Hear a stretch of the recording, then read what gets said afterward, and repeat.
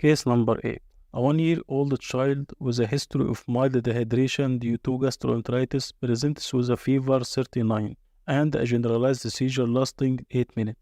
Post-seizure, the child is alert and active. Given the history of dehydration, which additional tests would be most informative? A. MRI brain.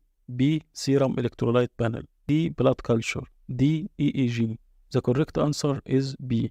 In the context of recent gastroenteritis and mild dehydration, a serum electrolyte panel is important to check for electrolyte imbalances, such as hyponatremia, which can lower the seizure threshold and potentially contribute to seizure activity. MRI of the brain isn't indicated in the absence of focal neurological signs or a history suggesting a central nervous system disorder. White blood cell count can be important in the workup of fever. It is not specifically indicated based on a history of seizure and gastroenteritis unless there are other signs of serious bacterial infection. An EEG is not routinely indicated after a single simple febrile seizure in a neurologically healthy child.